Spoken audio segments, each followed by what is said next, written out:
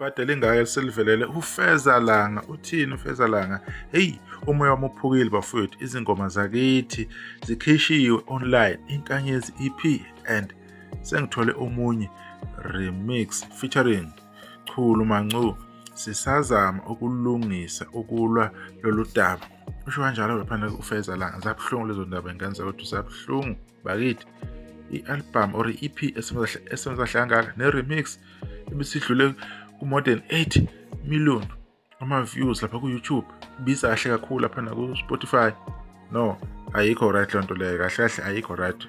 Ayijabulisi ngempela lento. Wakhala lento uThandeni, wakhala ngalento ubani uSminoff. I'm sure nakwabanye abaculi kuye kwenzeka ecishe ifane nale, but lezi zinto lezi wangathi ayinakwa iyaqhubeka manje iza kuFezalanga. Ubani ozolandela asazi bafethu. Ngenza ukuthi nakho ngempela uma uthi uyalapha online, especially ku-Spotify, yabona ama-monthly listeners mahle kanjani. Lensizwa izinto zihamba kahle kakhulu online, ziyamsebenzela. Ayikho ingoma kwi-top 10 lezi ezenza kahle ethi uMaqondana bezikhona ayisekho. Njengoba nibona-ke kuvela lezi ey'velayo. Uma uthi uyabheka laphana-ke ethi sengithole omunye Chulu Mancu yini i-remix izophinde ibuyiselwe-ke, angazi ukuthi ilo endala or entsha futhi. Kuthiwa izobuyela ngeyi-24 June. Bathi-ke isingeleleyo.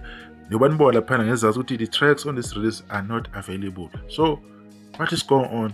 Kwenzakalani? Ku-YouTube kuvela album yokugcina ethi Imizamo Yami part 1 no part 2. So this thing, it is very very painful. Iyasimangaza lento.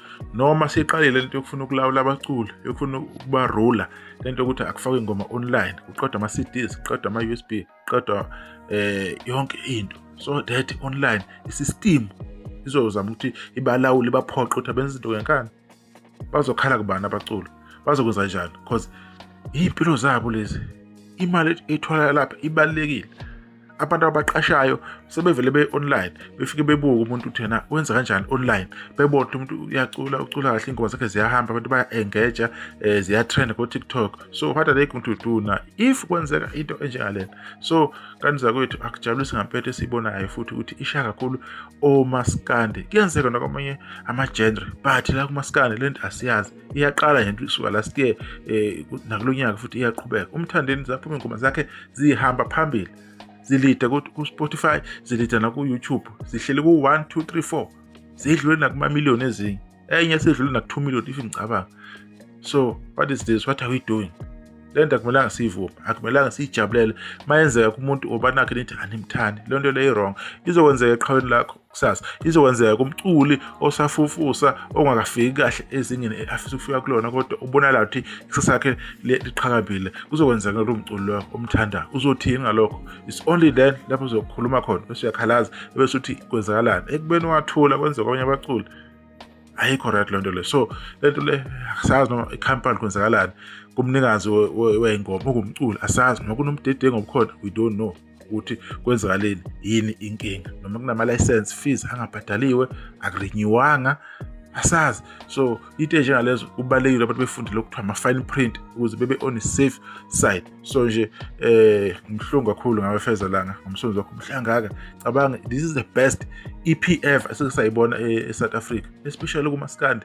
Le ngoma behleli ku-number 1 isikhathi eside ku-YouTube, behleli ku-Spotify ku-number 1 isikhathi eside. Ike iphinde ibuyele, iphinde irole.